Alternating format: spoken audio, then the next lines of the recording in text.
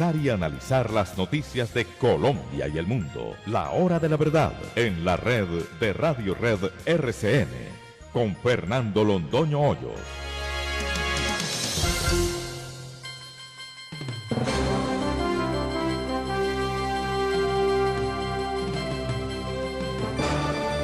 Muy buenos días, son las 6 de la mañana de este viernes 10 de enero de 2020. Esta es la hora de la verdad y estos son temas y asuntos que trataremos en la grata compañía de ustedes durante las próximas horas. La guerra o enfrentamiento o conflicto, como lo quieran llamar, entre los Estados Unidos e Irán, examinado a la luz del derecho internacional. ¿Con qué derecho actuó el presidente Trump para dar de baja al terrorista Soleimani? ¿Con qué derecho hizo la retaliación Irán? Lo que pasó después, el avión que saliendo del aeropuerto de Bagdad terminó en llamas, fue motivo de un atentado probablemente ocasional, no voluntario. En fin, todas esas circunstancias las analizará a la luz del derecho internacional la especialista Tatiana Londoño. Ese avión de Ucrania lo tumbó Irán con un misil disparado por equivocación. Lo dice Trudeau, el primer ministro del Canadá, porque la mayoría de los turistas que iban en ese avión eran canadienses. ¿Cuándo se posesiona la ministra contradictoria del gobierno? Es tener en el Consejo de Ministros una contradictora, una enemiga del glifosato, una enemiga del fracking, una amiga de las marchas que pondera por encima de toda ponderación posible, diciendo pues que el país ha sido víctima de una celada atroz dirigida por el gobierno. Hay que posesionarla. Eso, en fin, el que a buen brinco se arma a sus pies se atiene. Los príncipes que quieren independencia financiera. Esta es una noticia que ha circulado por todas partes porque se pregunta qué sabe hacer un príncipe. Este príncipe Harry es miembro de la Armada Británica, pero más allá de eso, cómo se gana la vida, y la señora Merkel, ella ha sido actriz, si no estamos equivocados, quieren independencia financiera y mandaron para la punta de un cuerno a la familia real. De manera que en muy pocos días la familia real se queda sin el príncipe Andrés por vagabundo, por andar de amigo del señor Epstein, y ahora sin el príncipe Harry. Lo dicho por nosotros, las bolsas están disparadas. Se dio la tensión entre Irán y los Estados Unidos y lo que aparece en el horizonte es la primera parte del acuerdo comercial entre los Estados Unidos y China, que parece se firma la semana entrante. El segundo a bordo del poder en China estará en Washington, firmará y después el presidente Trump visitará China para finiquitar detalles. Uno no entiende cómo un documento se firme dos veces o se firme en dos ocasiones distintas o en dos partes diferentes, pero en fin, hay que hacerle de todas maneras bombo, con bombos y platillos, y eso va a trepar las bolsas. En este momento el Dow Jones está muy cercano a los 29.000 puntos. El enriquecimiento de los inversionistas en la bolsa de valores de Wall Street es sencillamente descomunal. ¿Cómo fue el acercamiento entre el gobierno y Cambio Radical? El resultado final, por lo menos lo que han transmitido, es que el gobierno tuvo ocasión de agradecerle a Cambio Radical el respaldo definitivo que le dio en el Parlamento para que se aprobara lo que se llamó Ley de Financiamiento, después Ley de Reforma Tributaria y después Ley de Crecimiento Económico, aprobado gracias a Cambio Radical. ¿Alguna participación en el gobierno? Lo veremos pronto lo sabremos. Por ahora todo se niega. Las heladas golpean duramente en la sabana cundiboyacense. Las pérdidas son muy altas.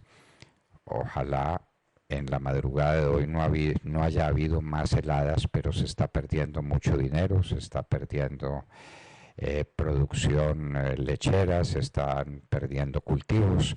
Las pérdidas son enormes. Aprobado retiro de Gran Bretaña del Brexit en la Cámara de Diputados.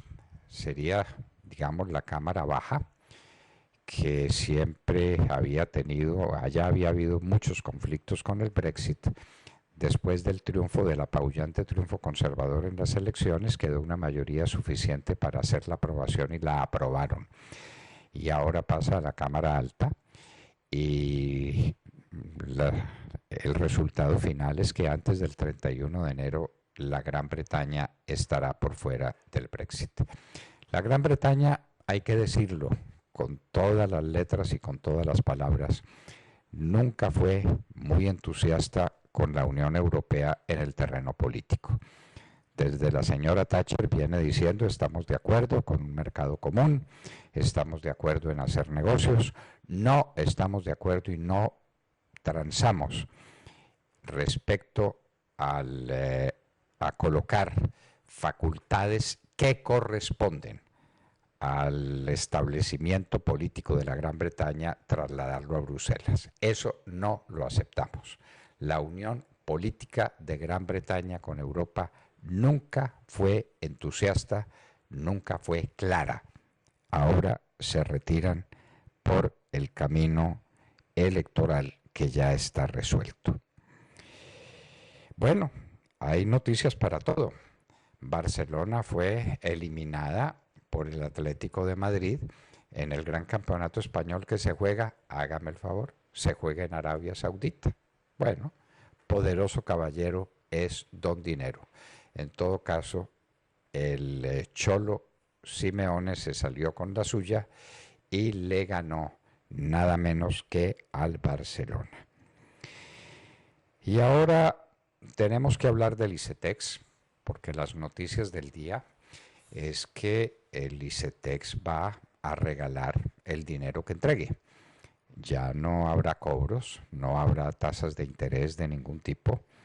Eso preparándose desde luego el gobierno para la marcha estudiantil que podría empezar este 21 de enero un poco más adelante.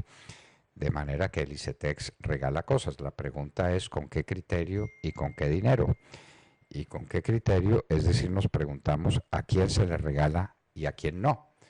Porque efectivamente no hay dinero para tanta gente, no lo hay.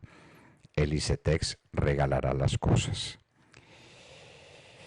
Violencia contra líderes sociales en Puerto Guzmán, Putumayo. 4 muertos en 3 días. Esos 4 muertos se le imputan a las disidencias de las FARC. La líder asesinadas.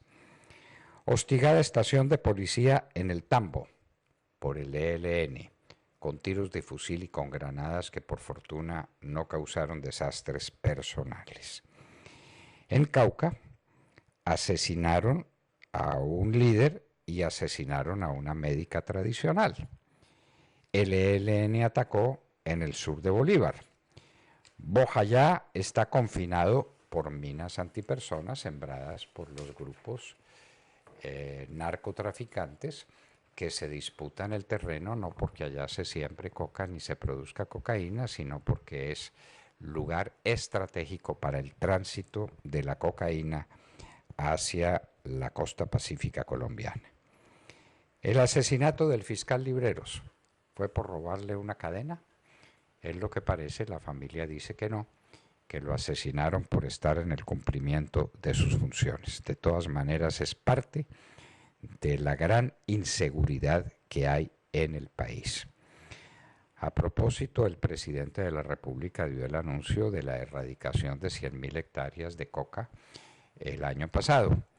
Ya analizaremos cuál es el resultado final en vidas humanas, en heridos y el resultado final en la cocaína que se produce.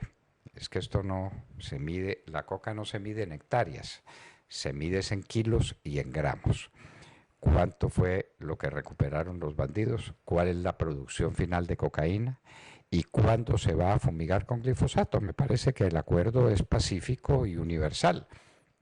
Sin fumigación aérea no habrá erradicación de los cultivos de coca. Muchos muertos, muchos heridos, mucho esfuerzo, mucho dinero y muy escaso resultado.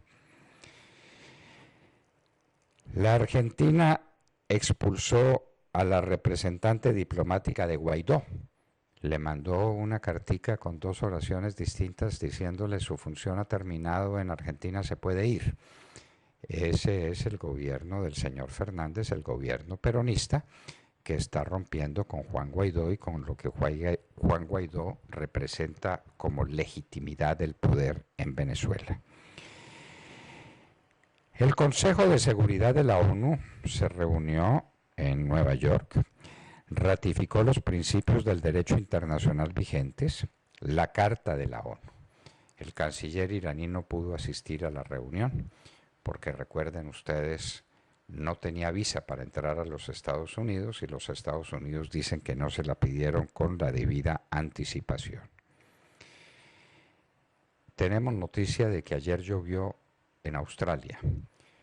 Lo de Australia es un drama sin precedentes, causado en parte por manos criminales. A esos criminales no hay castigo suficiente para quienes le hayan prendido fuego a los bosques australianos en esta sequía y en estos calores. Llegaron centenares de bomberos de los Estados Unidos a unirse a la lucha contra el fuego y fueron recibidos como héroes por los australianos. España, ya empezaron a gobernar los de la llave socialismo-comunismo. Mariano Rajoy tenía 13 ministros. Ya Sánchez, la llave de Sánchez e Iglesias van en 20 ministerios. Van, porque la cuenta puede seguir subiendo. Ese es el socialismo y ese es el comunismo. Incremento en flujo migratorio de Venezuela hacia Colombia se registra en la frontera entre Venezuela y Colombia. Este es un tema capital para el porvenir del país y Colombia definitivamente no fue eficaz haciéndose oír de la comunidad internacional. Parece que el problema de Venezuela es solamente de Colombia. No es un problema humanitario, no es un problema universal, no es un problema de nadie más. Es un problema de Colombia. Tamaña injusticia. ¿Qué piensa la canciller? ¿Qué dice la canciller? ¿Qué va a hacer la canciller? Nadie lo sabe. Multado Hidroituango por la Agencia Nacional de Licencias Ambientales, porque el túnel de desviación, el que causó la tragedia, o lo que pudo ser una tragedia sin precedentes, por fortuna superada, fue un túnel de desviación que no tenía permiso para construirse, que no tenía licencia, y por eso multaron a Hidroituango. Y hoy en la historia recordaremos cómo en un día como hoy, en el año 49 antes de Cristo, Julio César pasó el Rubicón, alia jacta est. Lo que eso significa como actitud ante la vida y lo que significó como parte fundamental de la historia antigua. De todo esto y de mucho más hablaremos con ustedes en las próximas horas, en la Hora de la Verdad. Y los invitamos a seguirnos a través de la señal de audio en alta calidad en TuneIn, en donde nos encuentran como La Hora de la Verdad. Asimismo, los invitamos a sintonizarnos en los diales 710 AM en Medellín, 1200 AM en Cali y 970 AM en Bogotá. Y recuerden que estamos presentes en nuestra cuenta de Twitter, @Hora de la Verdad. A través de esta cuenta pueden seguir el minuto a minuto de nuestras emisiones. Los invitamos también a seguir nuestra transmisión a través de Facebook Live, con nuestra señal en vivo y todo el contenido de nuestras emisiones, que está disponible también en nuestro canal en YouTube. También tenemos cuenta en Instagram, ahí estamos compartiendo historias, videos, imágenes y todos los acontecimientos del país. En Instagram, síganos como @La Hora de la Verdad Oficial. Y no olviden visitar nuestra página de internet www.lahoradelaverdad.com.co, en donde pueden sintonizarnos y compartir sus opiniones a través del chat. En Colombia son las 6 de la mañana, 16 minutos. Continuamos con las noticias, no se despeguen de la sintonía. www.lahoradelaverdad.com.co. Escúchenos desde cualquier parte del mundo a través de nuestra página de internet. Opinión, deportes, cultura y entrevistas. Visítenos y participe. www.lahoradelaverdad.com.co. Pase la voz.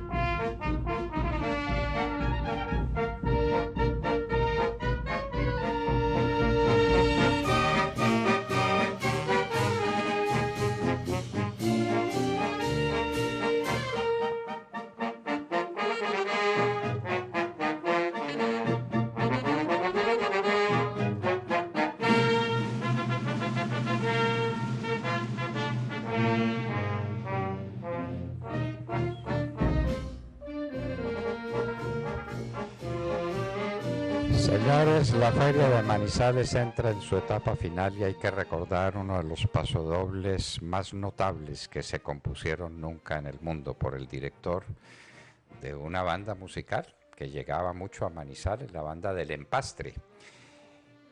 Me parece que el nombre del director era Juan María Asís. En todo caso, la música se le debe a ese gran compositor español y la letra a Guillermo González Ospina, uno de los grandes poetas que produjo Manizales, trágicamente muerto en un terremoto que cobró solamente la vida suya, una vida muy cara para Manizales y los manizaleños.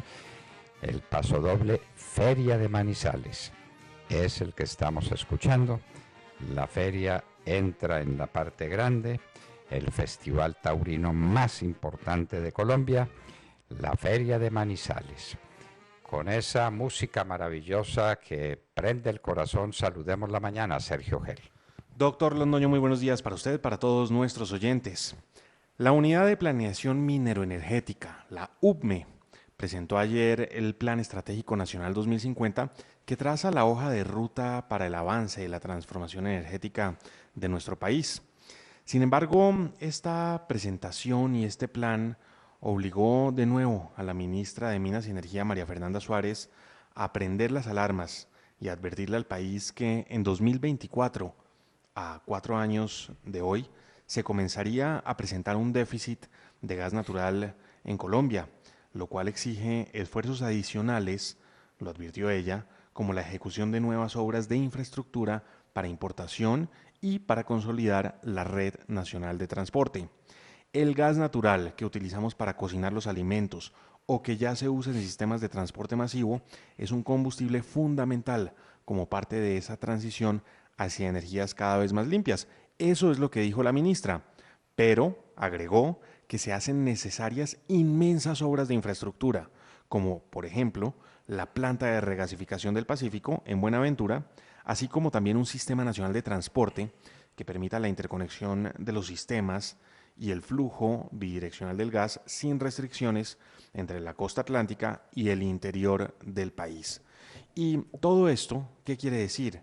Pues que necesariamente se encarecerá de manera considerable el precio del gas en Colombia, pues empezaremos a importar gas, tendremos que construir una infraestructura para esa importación. Esto no es que uno llame a los buques y lleguen unos buques llenos de gas y ya el problema quedó resuelto. No, aquí hay que construir una infraestructura de la cual carece el país en este momento, que tiene un costo y que ese costo pues se trasladará necesariamente al precio del gas que se consuma más adelante. Gas que se va a importar además, vaya uno a saber con qué precio de dólar de aquí a 2024, pero necesariamente el gas se encarecerá y es esa fundamentalmente la advertencia que lanza la ministra Suárez. Mientras tanto, en Colombia la solución está a la vista, pero está truncada por decisiones judiciales, truncada por personas que llegan al gobierno, como la designada ministra de Ciencia y Tecnología, de quien ya hemos hablado ampliamente esta semana, Mabel Gisela Torres, quien se opone al fracking. Hablamos del fracking, esa sería la solución más cercana para resolver esta necesidad de importar gas. Tenemos el gas bajo nuestros pies, el problema es extraerlo y el fracking resolvería pues en gran medida ese desabastecimiento al que se ve abocado el país desde 2024. Pero el fracking es una posibilidad que aparentemente cada vez se aleja más, las decisiones judiciales lo impiden, los mismos palos en la rueda que siembra el presidente Duque en su gabinete pues también se oponen a ello y bueno, nadie plantea una solución distinta a la más obvia y evidente, que es importar gas. Importar gas, nos preguntamos nosotros, ¿con qué dólares? Si el país no tiene dólares, ¿y a qué precio? Esto necesariamente pues generará un cambio muy fuerte, muy importante en la dinámica y en el consumo también de los hogares colombianos. Un impacto que sentiremos todos en nuestros bolsillos en 2024 cuando se agote definitivamente el gas en nuestro país. Hemos llegado a millones de hogares colombianos con gas natural. Esta ha sido una revolución energética no suficientemente expresada ante los colombianos, pero gigantesca, enorme. ¿Cuántas son las familias colombianas que tienen gas? Hogares que antes cocinaban con leña, doctor Londoño. El horror. Y que hoy tienen gas. La deforestación total. Ahora tienen gas natural. Y se está luchando por llegar a más hogares. Y Colombia llegó a exportar cantidades apreciables de gas natural a Venezuela. Ahora va a faltar el gas, porque para algunos ambientalistas el fracking causa cáncer. Ambientalistas y biólogos y médicos tan importantes como el actual rector de la Universidad de los Andes, que es economista. Pero por favor, tomemos la vida en serio, tomemos la vida en serio. La ministra de Minas tiene toda la razón. Lo que está pasando con el gas es gravísimo. Necesitamos gas. Tenemos el gas. ¿Lo vamos a dejar bajo tierra? No, no puede ser. ¿Qué es que porque el fracking produce cáncer? ¿A quién? ¿A quién? No, el glifosato, ¿no? El glifosato. Es que también glifosato, se mezcla, sí, se mezcla el tema del glifosato, que es el que supuestamente produce cáncer, y el fracking, que supuestamente produce unos daños ambientales, pues que eso no y que no arruina las fuentes de agua. Mentiras, mentiras. No es cierto. La tecnología actual del fracking lo hace no totalmente inocuo. No hay ningún procedimiento industrial que sea completamente inocuo, pero no lo hace peligroso.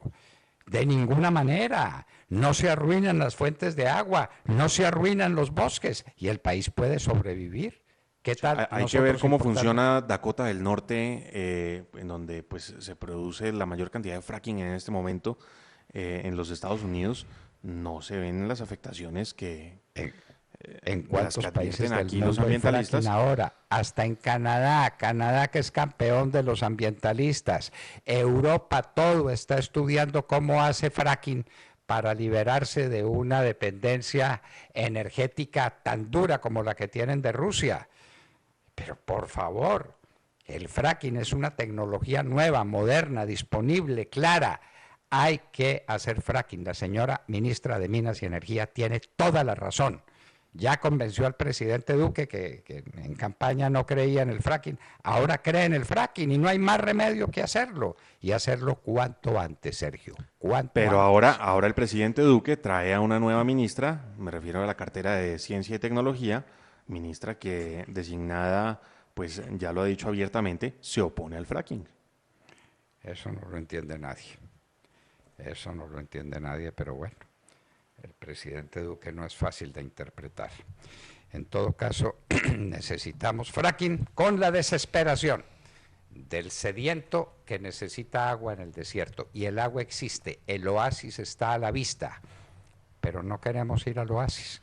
Nos vamos a quedar muertos de sed en la mitad del desierto, a las puertas de una gran riqueza en hidrocarburos y especialmente en gas natural que podría resolver nuestro problema 30 años más adelante, mientras haya energías alternativas suficientes, el petróleo va a desaparecer en el mundo. ¿Cuándo?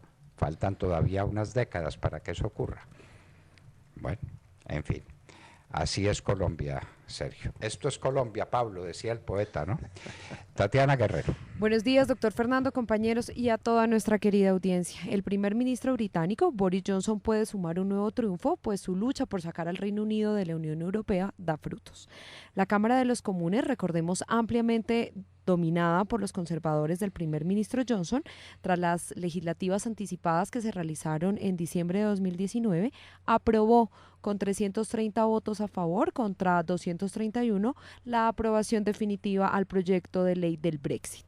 Ahora el proyecto pasa la próxima semana a la Cámara de los Lores, donde muchos dicen que no tendrá contratiempos para ser aprobado. Se prevé que todo este proceso concluya con la firma de la ley por parte de la reina Isabel II el 22 o 23 de enero, y el Reino Unido saldría de la Unión Europea el próximo 31 de enero.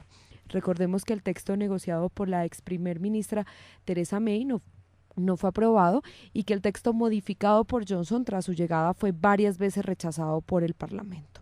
Todo esto trajo consigo una profunda crisis política. Tras 3 años y medio después del referendo de 2016, en el que el más del 50% de británicos votó por el Brexit, el Reino Unido pondrá fin a 47 años de complicada relación con la Unión Europea. Ahora la salida oficial será el 31 de enero, repetimos, pero se dice que será un divorcio suave que terminaría en 2020 para así evitar rupturas rudas y mantener una buena relación. Doctor Fernando, Boris Johnson, un nuevo triunfo para él, pero esto también hace que nosotros nos hagamos muchas preguntas. Entre ellas, ¿terminará aquí la crisis política que hay en el Reino Unido o qué va a pasar? ¿Crisis política? ¿Cuál crisis política, Tatiana? Pues doctor, de pronto puede hacer que esta gente se le empiece a oponer, le busque traba, le busca peros. No, eso es de pronto, no, de pronto. Usted habla que hay una crisis política en la Gran Bretaña. ¿Cuál? Dije que puede ser que pueda existir y nos hace muchas preguntas, entre ellas que exista una crisis política en un futuro con toda esta salida de la Unión Europea, del Reino Unido de la Unión Europea. Bueno, esa es una suposición, esa es una sospecha. Las mayorías del Partido Conservador en el Parlamento son contundentes, por eso la Cámara Baja aprobó ya el Brexit. La Gran Bretaña fue amiga del mercado europeo, le gusta el mercado europeo, no le gusta la dependencia política de las instituciones de Bruselas. No le gusta. Y entonces no quiere depender de decisiones de Bruselas, quiere mantener su independencia, quiere separarse políticamente de Europa, aunque quisiera seguir dentro de Europa para efectos comerciales. Y esta teoría o esta tesis, esta posición viene desde la época de Margaret Thatcher, hace ya muchos años. Margaret Thatcher lo dijo muchas veces: yo soy amiga de Europa, estoy con Europa, pero no para cederle la soberanía, la autonomía política de la Gran Bretaña. Ese es el gran tema. Y ya la Gran Bretaña resolvió que está a favor del Brexit con unas mayorías apabullantes que se confirmarán en la Cámara de los Lores y que terminará en una ley antes del 31 de enero. Ya veremos esto cómo se maneja, cómo será ese aterrizaje suave en este año 2020. En todo caso, antes del 31 de enero, la Gran Bretaña estará por fuera de la Unión Europea. De Marco. Doctor Fernando, compañeros de la mesa, oyentes de la Hora de la Verdad, muy buenos días. El día de ayer, en compañía de los altos mandos militares, el ministro de la Defensa, Carlos Holmes Trujillo, la ministra de Interior, Nancy Patricia Gutiérrez, el fiscal encargado, Fabio Espitia, entre otros altos funcionarios, el presidente Iván Duque dio un balance sobre los temas de seguridad y lucha contra el crimen y narcotráfico durante el año 2019. El presidente Duque afirmó que el año pasado se registró una de las tasas de homicidios más bajas que ha visto el país desde 1974, destacando también que hay una cifra récord de erradicación manual de cultivos ilícitos, superando las 94.000 hectáreas de cultivos. Esto dijo el presidente Iván Duque en rueda de prensa. El año 2019 nos trae más de 100.000 hectáreas erradicadas, combinando distintas fuentes. pero quiero destacar la labor de la fuerza pública que logró en erradicación manual la cifra más alta que haya visto nuestro país bajo esa modalidad, superando las 94.000 hectáreas. Desde luego enfrentamos el reto de la resiembra, sin duda, pero Colombia mantiene clara su meta de reducir en un 50% el área sembrada de cultivos ilícitos para finales del año 2022 o el año 2023. Ese es un propósito nacional y en la medida que nosotros sigamos teniendo reducciones netas que nos acerquen a esa meta, nosotros nos sentimos avanzando en la dirección correcta. El presidente Iván Duque habló también de las preocupaciones que tiene por la resiembra en Colombia, que se dice está entre el 85 y el 90%, de acuerdo con cifras de distintos analistas que han visto el caso de cerca. Pero también el otro gran problema que enfrenta el gobierno del presidente Iván Duque es precisamente el avance tecnológico y biológico que han hecho sobre las plantas de coca, que ya no producen 2 cosechas al año, sino 4.5 o hasta 5 cosechas al año, lo que crea un verdadero problema, un escenario gravísimo respecto al tema de la lucha contra los cultivos de coca. Recordemos que el aumento de los cultivos en Colombia pasó de 47.000 hectáreas en la era del presidente Álvaro Uribe Vélez, quien logró una lucha frontal contra el narcotráfico, apoyado por los Estados Unidos con el Plan Colombia, que permitía la fumigación con aspersión aérea de glifosato a los cultivos de coca. Eso logró reducir la cantidad de cultivos en el país. Luego viene la era Santos, que la dejó en 208.000 hectáreas de coca. Esto se da gracias al acuerdo con los terroristas de las FARC, que exigieron, entre otras cosas, para firmar esa farsa de acuerdo, que no se debía fumigar más los cultivos de coca. Recordemos, en 2015, cuando Santos suspendió la fumigación, había en el país 96.000 hectáreas de coca. En 2016 se llegó a 188.000 hectáreas, en 2017 pasamos a 209.000 hectáreas y en 2018 se logró reducir la cantidad de hectáreas de coca sembradas a 208.000 en unos pocos meses de gobierno del presidente Iván Duque. Entre otros resultados que destacó el presidente de la República está el aumento de grupos móviles de erradicación, que pasó de 23 en el gobierno Santos a cerca de 150 grupos de operación de erradicación manual, y las incautaciones de coca, de clorhidrato de cocaína, ascendieron a más de 434 toneladas, una cifra histórica según lo señaló el presidente de la República. Respecto del tema de los erradicadores, habrá que señalar que en esas operaciones, entre personas muertas y mutiladas al año, tenemos que el año pasado, en 2019, se registraron 26 casos, la mayoría de ellos hombres que perdieron la vida arrancando matas de coca, tema que pareciera no importarle a la Corte Constitucional, que sigue obstinada pidiendo que se arranque la coca con las manos. En materia de ataques, el presidente de la República, Iván Duque, puntualizó que se ha logrado una reducción del 33% en los ataques a los oleoductos del país y que también se bajó en un 100% los ataques a las torres de energía. Seguiremos atentos de lo que pase con el decreto para reanudar las fumigaciones aéreas con glifosato. Por ahora el decreto está publicado, no ha habido mayor movimiento respecto de él, no sabemos qué va a pasar y cuándo efectivamente despeguen nuestros aviones de la Fuerza Aérea Colombiana para fumigar los cultivos de coca en Colombia. Única medida efectiva para poder combatir la coca que está sembrada. Esperemos que no sea con los aviones de la Fuerza Aérea, además.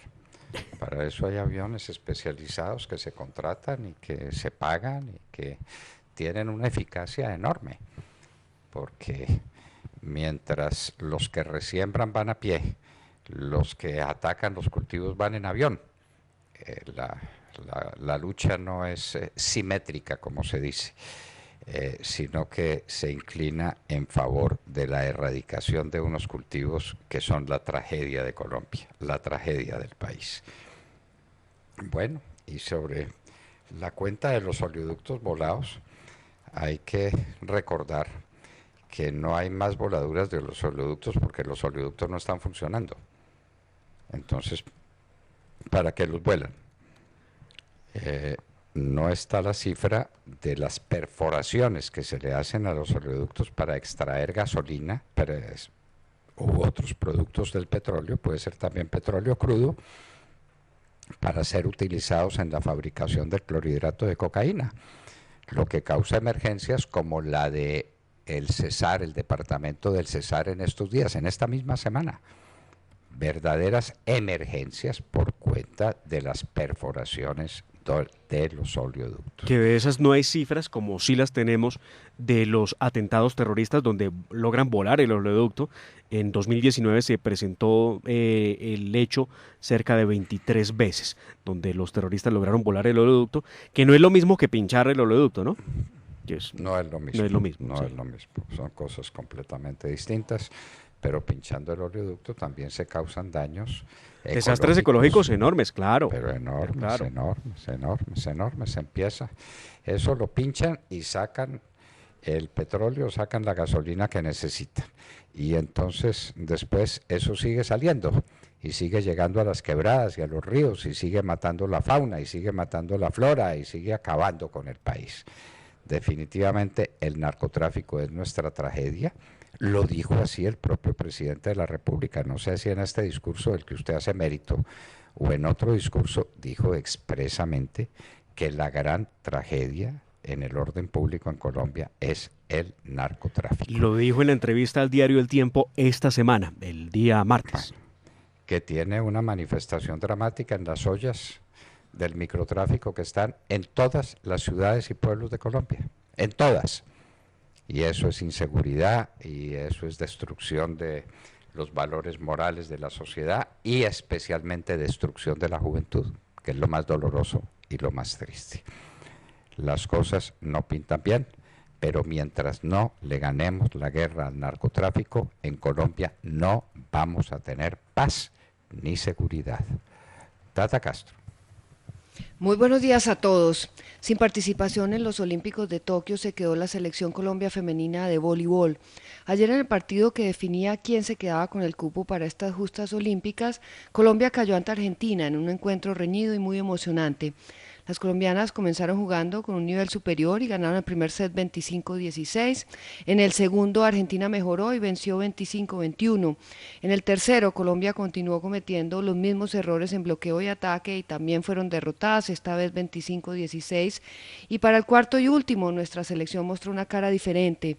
Fue un set mucho más reñido, al punto que Argentina, cuando llegó a 23, tenía 5 puntos de ventaja y las colombianas lograron empatar, pero al final terminaron perdiendo 25, 23 y 3-1 en sets. Argentina se queda con el cupo a los Juegos Olímpicos de Tokio, representará a Sudamérica acompañada de Brasil. Colombia, por su parte, tendrá que esperar otros 4 años y seguir luchando para tratar de entrar a unas justas que nunca ha logrado asistir. Terminó el preolímpico en Bogotá, la selección Colombia se despide con la cabeza en alto, bronce en los Juegos Bolivarianos de 2017, oro en Suramericanos y plata en los Centroamericanos y del Caribe y en los Juegos Panamericanos. Son los resultados con el técnico brasileño Antonio Rizzola, quien llegó a dirigir a las niñas colombianas en el año 2017. Y la selección peruana, doctor Londoño, no sabemos si volverá a Bogotá.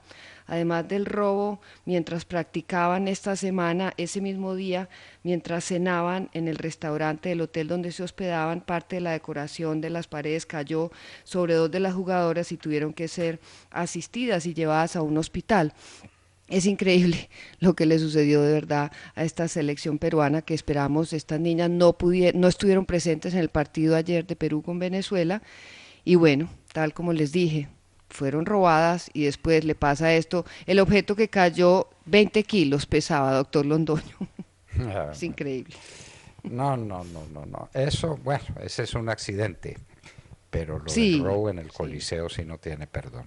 No tiene perdón. Esa es una de las mayores vergüenzas. Eso es pena ajena y pena propia. El que vengan unas niñas a jugar en un campeonato en Colombia y se les roben las cositas, eso no hay derecho. Eso mientras entrenan, no hay derecho. ¿Quién cometió ese abandono? ¿Quién debía estar a cargo de la seguridad de estas niñas? Pero en fin, lo cierto es que la participación de Colombia fue excelente y en un deporte en el que prácticamente no contábamos.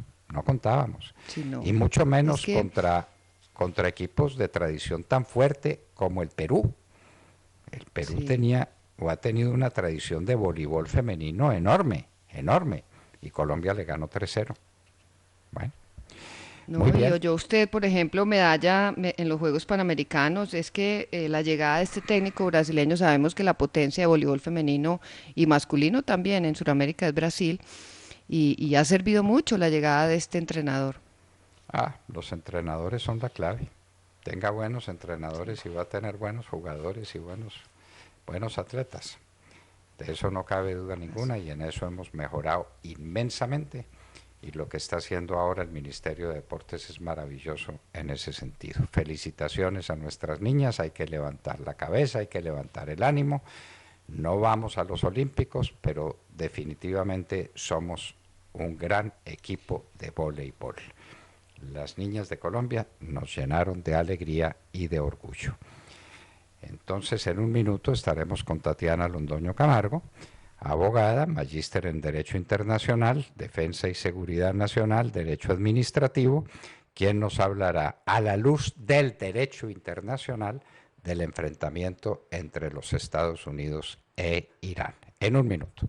Son las 6 de la mañana, 41 minutos. Sigan con nosotros, esta es la hora de la verdad.